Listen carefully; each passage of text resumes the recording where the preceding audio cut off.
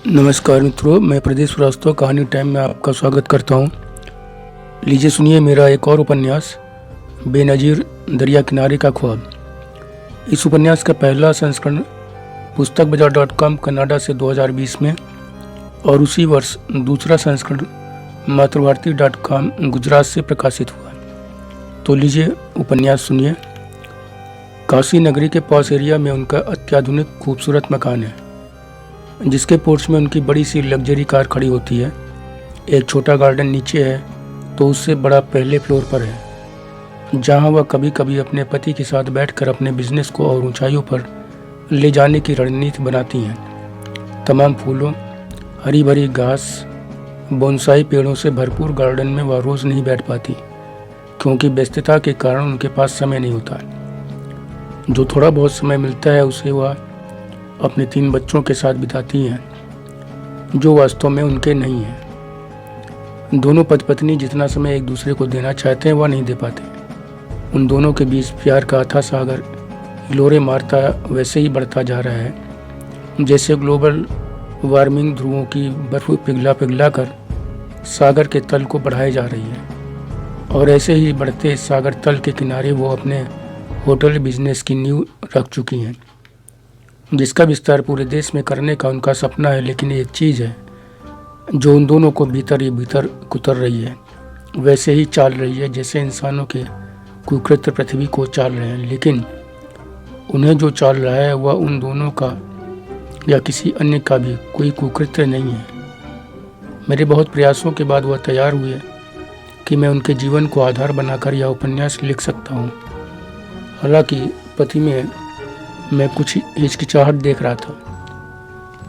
उनकी roller caster जैसी उतार चढ़ाव भरी जिंदगी की जानकारी मुझे संयोगवश ही कहीं से मिली थी।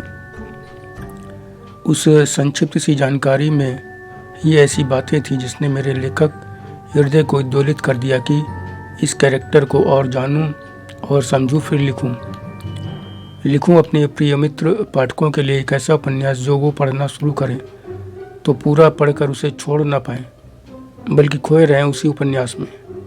बेनज़ीर को महसूस करते रहें अपने आसपास, अपने हर तरफ। मन में उठे इस भाव ने मेरा खाना पीना, उठना बैठना, घूमना फिरना, रोज़ रात को सोने से पहले 2 पैग ली जाने वाली विस्की, सब पर अधिकार जमा लिया। हर सांस में बेनज़ीर उपन्यास रच बस गया। मैं पूरी तन्मयता से लग गया कि बेनज़ीर मुझसे मुखातिब हो कह डालें अपना सब कुछ, स्याह सफ़ेद सब कुछ। पूरी निष्ठा समर्पण के साथ किया गया मेरा परिश्रम सफल हुआ। जब वह मुखातिब हुई तो कई बार मुझे बेहद कूपमंडूक लगी, तो कई बार इतनी बिंदास कि उनके साहस को सैल्यूट करना पड़ा। यह बात आप बिल्कुल ना कहें कि कोई या तो कूपमंडूक हो सकता है या फिर बिंदास, दोनों एक साथ नहीं। लेकिन मेरा दावा है कि बेनज़ीर के बारे में पूरी बातें जानकर आप मेरी बात से पूर्णतः सहमत हो जाएंगे। उन्होंने अपने जीवन में आगे बढ़ने के लिए जहां अपने नज़दीक खींची गई दीवारों को एकदम तोड़कर गिरा दिया, समतल कर दिया या फिर उसे लांघ गई, वहीं वह अपने लिए अपने हिसाब की बाउंड्री बना भी लेती हैं या फिर बिना बाउंड्री के ही अपनी दुनिया बनाती हैं। लंबे समय के बाद जब उन्होंने मन से सहयोग शुरू किया तो यह उपन्यास आकार लेने लगा। साद सी मीठी आवाज़ में अपनी बहुत ही हृदय स्पर्शी बातें उन्होंने बतानी प्रारंभ की। अपने खूबसूरत हैंगिंग गार्डन में जब पहली बैठक में उन्होंने चर्चा शुरू की थी तो सर्दी का मौसम छोड़कर जा रहा था। रविवार का दिन था। हरी घास पर बैंत की स्टाइलिश 4 कुर्सियां पड़ी थीं। उसी में से एक पर वह बैठी थी, सामने वाली पर मैं। बीच में शीशे की टेबल थी जिस पर मैंने अपने 2 मोबाइल रखे थे बातचीत रिकॉर्ड करने के लिए। बेनज़ीर ने हल्के नीले रंग की सलवार और गुलाबी कुर्ता पहना हुआ था। ड्रेस की कटिंग डिज़ाइन बहुत फैंसी और बोल्ड थी। मैंने जीन्स और डेनिम शर्ट पहनी थी। वहाँ पहुँचने से पहले मैंने खुद को अच्छे ढंग से तैयार किया था। एक काफ़ी महंगा विदेशी सेंट भी लगाया था। बात की शुरुआत में उन्होंने कहा, आखिर आप अपनी जिद पूरी कर ही ले रहे हैं। मेरे जीवन पर किताब भी लिखी जा सकती है, कभी सोचा भी नहीं था। खैर, आपने कहा कि जो कुछ बचपन से अब तक याद है वो बता दूं। याद तो मुझे इतना है कि शुरू कहाँ से करूं, या मुझे बहुत समय तक सोचना पड़ा। क्या है कि मैं अपनी कोई भी बात अम्मी अब्बू को पता नहीं ठीक से समझा नहीं पाती थी, या फिर वो लोग ऐसे थे कि समझ नहीं पाते थे। उन्हें छोटी सी छोटी बात समझाना मेरे लिए नाको चने चबाने से कम नहीं होता था, जबकि उनके अलावा घर या बाहर कहीं भी मुझे अपनी बात कहने या किसी को भी कन्विंस करने में ज़्यादा दिक्कत नहीं होती थी। उनकी पिछली बातों को ध्यान में रखते हुए यह भी नहीं कह सकती कि मैंने जब उन्हें कुछ कहने सुनने समझाने की कोशिश शुरू की थी तब तक उन दोनों की उम्र हो गई थी, इसलिए उन्हें कुछ समझाना आसान नहीं था।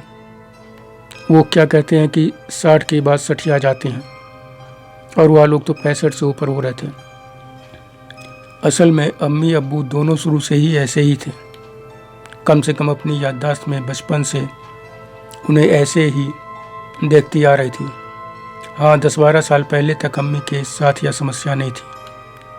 तब दोनों छोटी अम्मी साथ रहती थी। अब्बू से अम्मी का 36 ने 72 का आंकड़ा रहता था।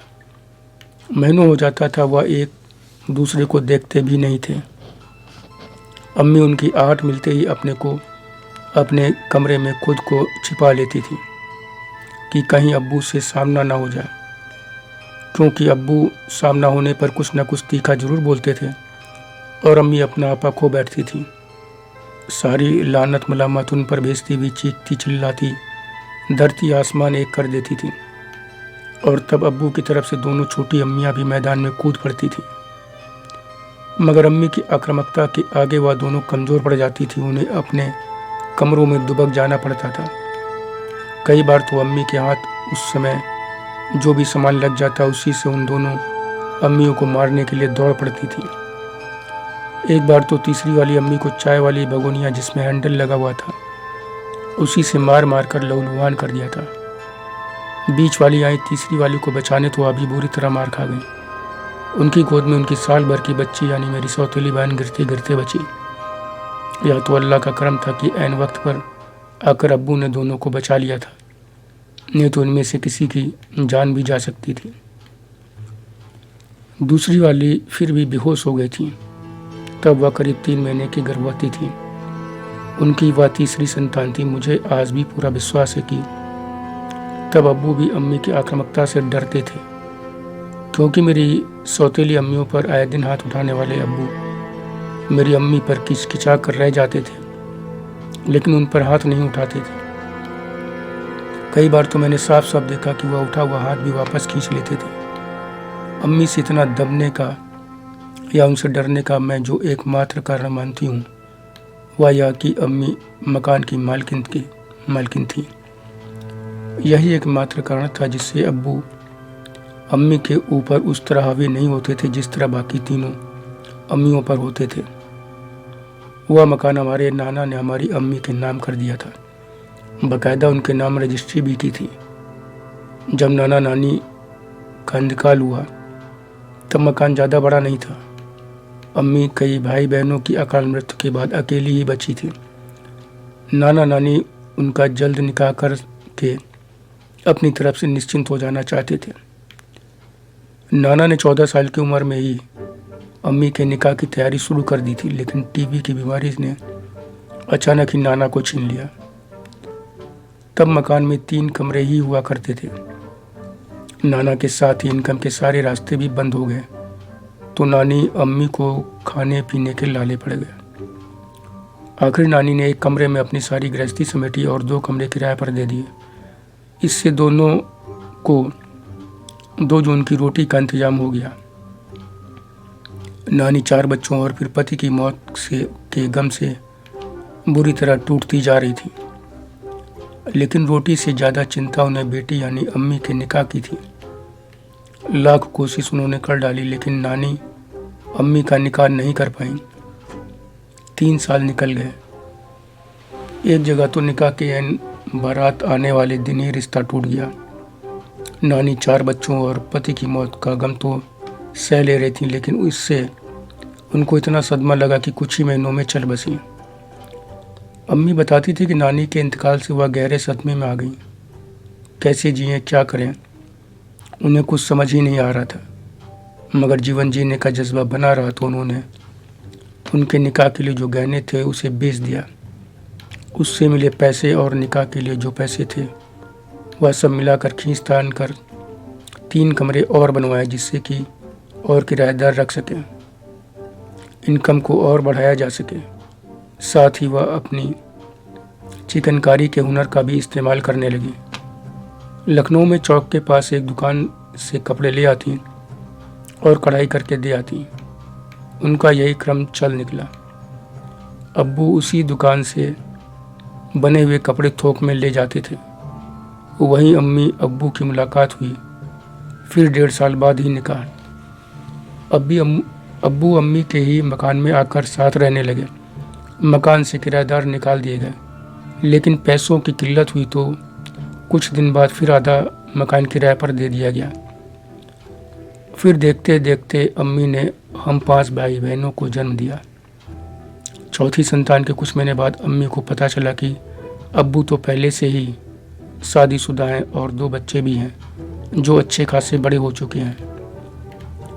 अम्मी ने यह बात पता चलते ही कोहराम खड़ा कर दिया, लेकिन तब तक वह 5 छोटे छोटे बच्चों के साथ अब्बू की ज्यादतियों के सामने कमज़ोर पड़ गई। अब्बू के झांसे में आकर वह अपना जमा जमाया काम धंधा पहले ही छोड़ चुकी थी। उन्होंने अब्बू से सारे रिश्ते नाते खत्म कर घर छोड़ने के लिए कहा, खुला देने की भी धमकी दी, लेकिन अब्बू टस से मस न हुए, जमे रहे मकान में।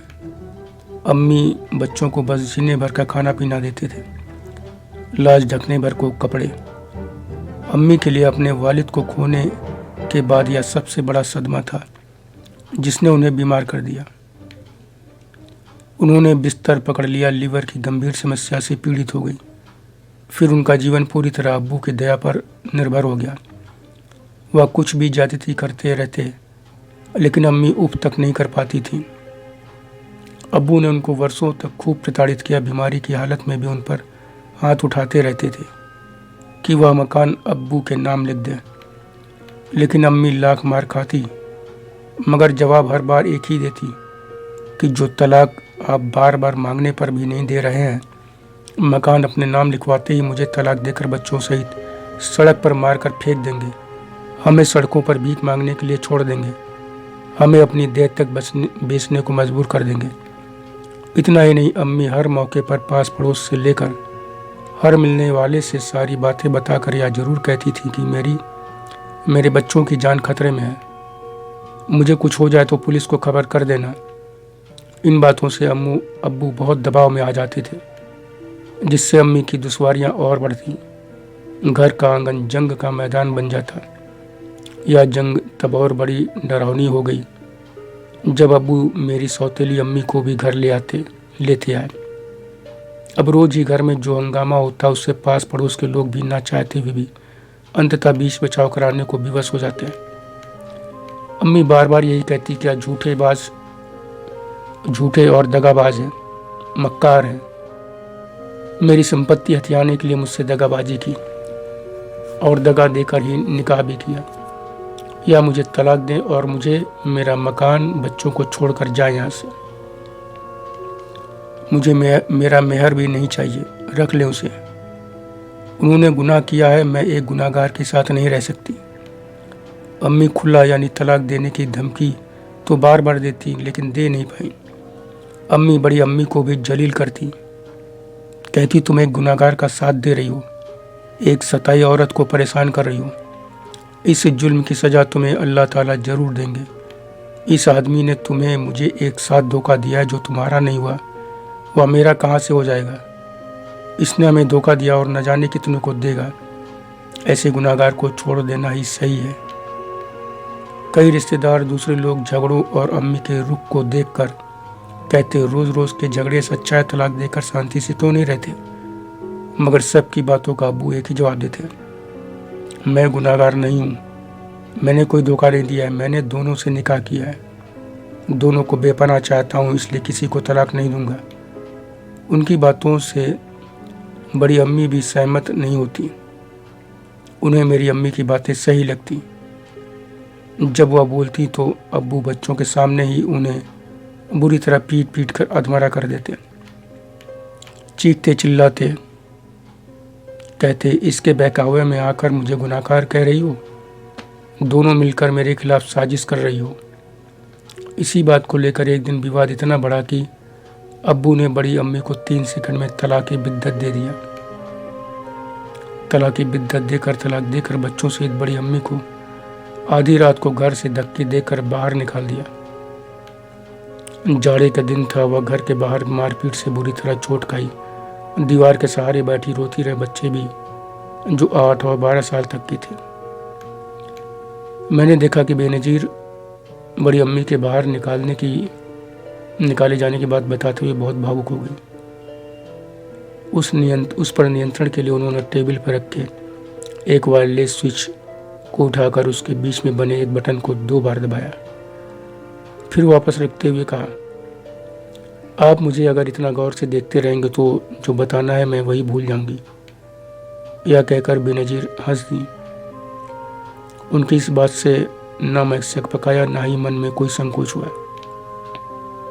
मैंने छूटते ही उनसे कहा, बेनजीर जी, मैं गौर से देख नहीं रहा हूँ, बल्कि आप जो दास्तान बता रही हैं उसकी गहराई में उतर कर उसे आत्मसात करने की कोशिश कर रहा हूँ, जिससे मैं उपन्यास में प्राण प्रतिष्ठा कर उसे जीवंत बनाने में सफल रहूँ, वरना आपकी हमारी मेहनत पर पानी फिर जाएगा। यह सुनकर बेनजीर बोली, ठीक है, उतरिए आप गहराई में, ये लेखन की बातें आप लेखक ही जाने।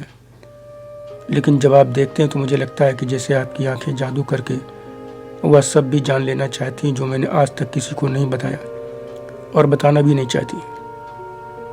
यह कहकर वह पुनः हंस दी।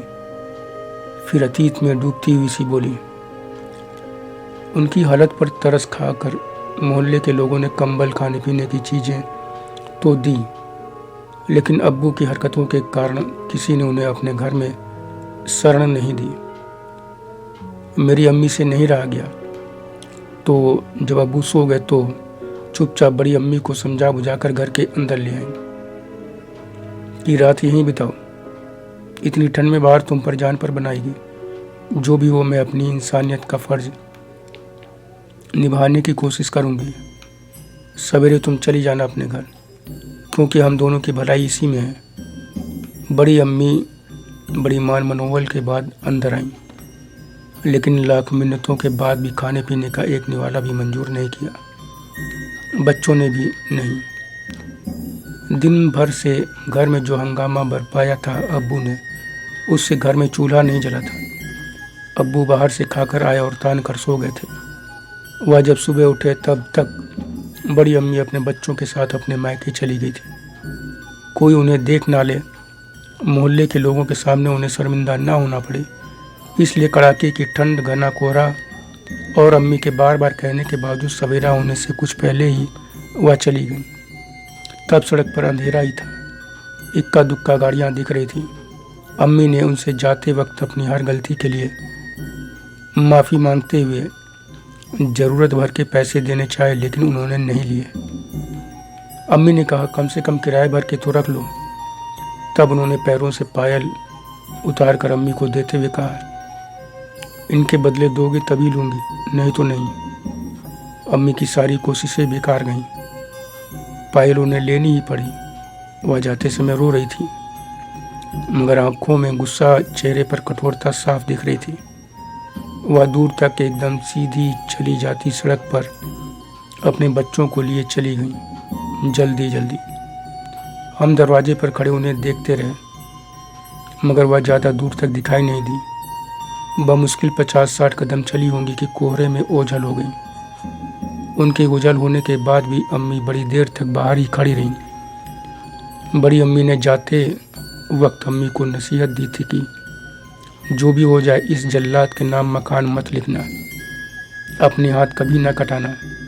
नहीं तो यह जल्लाद तुम्हारी मुझसे भी बुरी हालत करेगा। इस तरह बड़ी अम्मी घर से हमेशा के लिए चली गई। अम्मी अंदर आकर अपने बिस्तर पर बैठ गईं। बड़ी अम्मी की बातें दोहरा दोहरा कर बार बार रोती और चुप होती रहीं।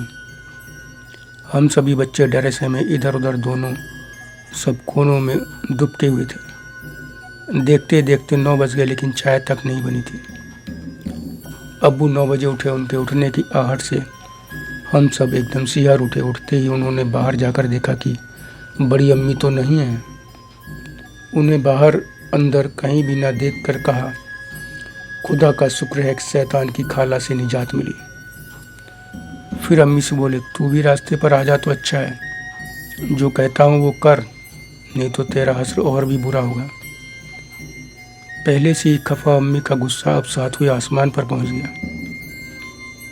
उन्होंने छूटते ही बड़ी अम्मी का नाम लेते हुए कहा, कान खोलकर सुन लो, मैं वह नहीं हूँ और ना ही वह शैतान की खाला थी और ना ही मैं हूँ। शैतान कौन है कहने की ज़रूरत नहीं। मैं तो कहती हूँ कि पलक झपकने की भी देर ना करो। अभी का भी मुझे तलाक दो और जाओ यहाँ से। पीछा छोड़ो मेरा छोड़ो पीछा। मुझे कोई ज़रूरत नहीं है तुम्हारी। इस मुगालते में ना रहो कि मैं तुम्हारे बिना नहीं जी पाऊँगी, अपने बच्चों को भी जुला ना पाऊँगी। इन्हीं बातों के साथ अब्बू अम्मी के बीच जोरदार झगड़े का एक और दौर सुबह सुबह ही शुरू हो गया। पड़ोसियों की आंख उस कड़कती ठंड में हमारे घर की तीखी चीख चिल्लाहट से खुली। यह चीख चिल्लाहट और भी भयानक होने लगी जब एक दिन अचानक ही अब्बू दूसरी और तीसरी अम्मी को लेकर आ धमके और फिर लगातार कई दिन तक बवाल चलता रहा। मेरी यह दोनों ही सौतेली अम्मियाँ आपस में ममेरी बहनें थीं और तलाकशुदा भी। लेकिन अब्बू निकाह करके ले आए। हफ्ते भर के अंदर दोनों से निकाह किया था। दोनों ही बेहद गरीब और मुफलिसी में जीवन जी रही थी। बाद में पता चला कि अब्बू ने वहाँ भी झूठ फरेब का सहारा लिया था। दोनों ही जगह अलग अलग बातें की थी। जैसे जैसे उनके झूठ सामने आते गए वैसे वैसे झगड़े बढ़ते गए। फिर एक दिन खूब मारपीट हुई और बात पुलिस तक पहुंच गई। मेरी अम्मी सहित दोनों सौतेली अम्मियों को भी चोटें आई थी। कई दिन की चकचक के बाद पुलिस ने मामला रफा दफा कराया, मगर झगड़े की सारी जड़ें घर में मौजूद थीं तो वह चलता ही रहा। फिर वह दिन भी आया जब जिन दो अम्मियों को अब्बू लाए थे, झूठ ही झूठ बोलकर, जिनके लिए मेरी अम्मी को भयानक यातनाएं देते थे, परेशान करते थे, साथ ही उन दोनों को भी मारते थे। मेरी उन दोनों अम्मियों को भी तलाक दे दिया, घर से निकाल दिया एक झटके में, बच्चों को भी उन्हीं के हवाले कर दिया। तब अम्मी ने एक बार फिर अपने जीवन से अब्बू को निकालने का पुरजोर प्रयास किया, लेकिन अब्बू ने मेरी अम्मी को तलाक नहीं दिया। बार बार मांगने, भीषण फसाद होने पर भी नहीं दिया। घर पर जमे रहे। मगर सौतेली अम्मियों के जाने के बाद झगड़े फसाद कुछ कम हुए, समय के साथ और कम होते गए। इसी बीच एक दिन पता चला कि बड़ी अम्मी को उनके मायके वालों ने भी 1.5 महीने बाद ही घर से बाहर निकाल दिया था। कहने को तो कई भाई माँ बाप सभी थे। उसके बाद उनके बच्चों का आज तक कुछ भी पता नहीं चला। पता नहीं जीवित भी हैं या नहीं। यदि नहीं है तो उनकी मौत का जिम्मेदार किसे कहूँ? केवल अब्बू को या अम्मी अब्बू दोनों को? मकान अम्मी का था, वह चाहती तो रोक सकती थी। यदि जीवित हैं तो उनकी तकलीफों का जिम्मेदार कौन है? बेनजीर यह कहते हुए बहुत गंभीर हो गई, अतीत में बहुत गहरे उतरते गईं, तो मैं भी शांति से उन्हें देखता रहा। थोड़ी ही देर में वह जैसे जागी, मुझ पर एक नज़र डाली, फिर हल्के से मुस्कुराती हुई बोली, जल्दी ही अम्मी अब्बू के बीच रिश्ते सामान्य हो गए और हम भाई बहनों की संख्या कुल 7 पर जाकर रुकी। मैं उनकी सबसे छोटी संतान हूँ, इसलिए मैं ही घर में अम्मी अब्बू के साथ आखिर तक रही। बाकी 3 भाई 3 बहनें अपने अपने परिवार के साथ अपने घरों को चले गए। कोई दे या ना दे, अम्मी अब्बू भले ही बड़ी वाली दोनों बहनों को रात दिन कोसते रहे, लेकिन मैं कहूँगी कि उन दोनों बहनों के कारण घर जंग के मैदान से शांति का मैदान या घर बना। नहीं तो अम्मियों के जाने के बाद हम बच्चों के कारण घर में हर दम धूम धड़ाम होता रहता था। बहनों ने किया बस इतना कि अब्बू की बेइंतहा पाबंदियों, हद दर्जे की पर्देदारी के खिलाफ आवाज़ उठाई और खुली हवा में सांस लेने के लिए अब्बू के बनाए सारे बाड़ों को तोड़कर बिखरा दिया। हम पर पाबंदियों की इतनी तहें या पाबंदियां इतने स्तर की थी कि Z+ सिक्योरिटी पाए लोगों की सुरक्षा भी उतने स्तर की नहीं होगी।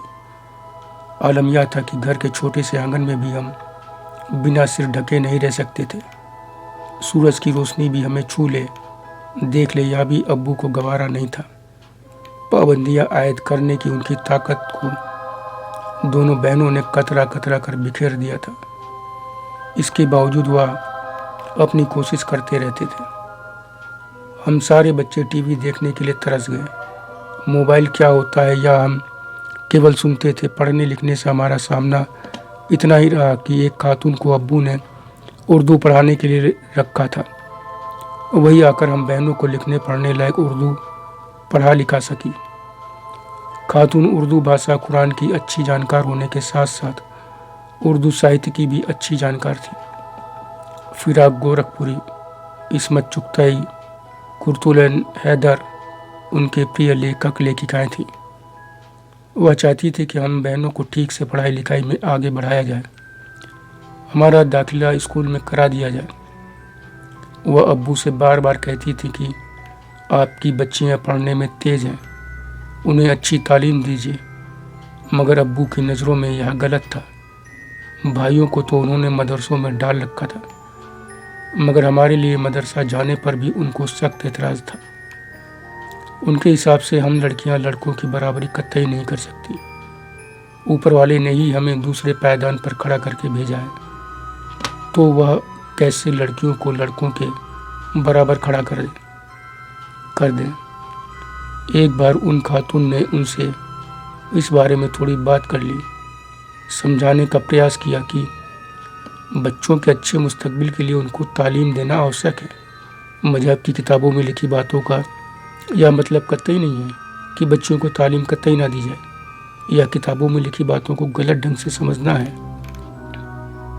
उनकी यह बातें अब्बू को इतनी नागवार लगी कि उन्होंने उनसे साफ कह दिया कि आप हमारे बच्चों को गलत रास्ते पर भेज रही हैं, आज से आप पढ़ाना बंद कर दीजिए। खातून ने खुशी खुशी उनकी बातें मानते हुए कहा, अगर आप यह सोच रहे थे कि मैं आपके पैसों के लिए इन बच्चियों को पढ़ा रही थी, तो आप बड़ी गलतफहमी में हैं। बच्चियों को पढ़ाना मैं अपना कर्तव्य मानती रही हूँ। मेरी नज़र में बच्चे बच्चियों में कोई भेद करना गुनाह है। पैसा कमाना मेरा मकसद होता तो मैं यहाँ आने के बजाय किसी अन्य स्कूल के बच्चों को ट्यूशन दे रही होती। आप जितना देते हैं उसका 6-7 गुना पैसा मिलता। खातून ने लगे हाथ कई और बातें कह दी जो सीधे सीधे अब्बू की जाहिलियत की तरफ संकेत कर रही थी। इसका एहसास होते ही अब्बू को अपना आपा खोते देर नहीं लगी। उन्होंने छूटते ही खातून पर काफिर होने का आरोप लगाते हुए कह दिया, मेरे यहाँ काफिरों को आने की कोई ज़रूरत नहीं है। खातून भी गुस्सा होकर चली गई हमेशा के लिए। जाते जाते इतना ज़रूर कह गई, ऐसी सोच ही हमारे दुखों हमारी जाहिलियत का मुख्य कारण है। उस दिन और उसके बाद भी कई दिन तक घर का माहौल अब्बू की बातों से गर्म होता रहा। पढ़ाई से इस तरह दूर होना हम बच्चों को बहुत खला, लेकिन हम सभी के हाथ पैर बंधे थे। जल्दी ही हमें छत पर भी जाने की मनाही हो गई। हम तभी जा सकते थे छत पर जब साथ में अम्मी भी हों। घर के काम काज निपटाने के अलावा हमारा सारा वक्त चिकनकारी में बीतने लगा। अम्मी ने ही हम सारी बहनों को चिकनकारी का हुनर सिखाया था। मेरी तीनों बड़ी बहनों ने कम उम्र में ही इतनी काबिलियत हासिल कर ली थी कि उनके काम की मांग बढ़ गई थी। थोक का धंधा करने वाले जो डिजाइन देता थोक का धंधा करने वाला जो डिजाइन देता वो उनके अलावा भी नई नई डिजाइनें पेश करती। यह डिजाइन इतनी खूबसूरत होती थी कि ग्राहक हाथों हाथ लेता। थोक वाले ने जल्दी ही अपनी डिजाइनें देना बंद कर दिया। यह कह दिया कि आप अपने हिसाब से डिजाइन बनाएं। हम बहनों की काम की स्पीड माशाअल्लाह बिजली से हाथ चलते थे। हमारे हुनर से धंधा खूब चल निकला। आमदनी कई गुना बढ़ गई। साथ ही उम्र भी वो चली तो अम्मी निकाह के लिए परेशान होने लगी, लेकिन अब्बू के कानों में जूं नहीं रेंग रही थी। धन्यवाद मित्रों, शेष अगले भाग में।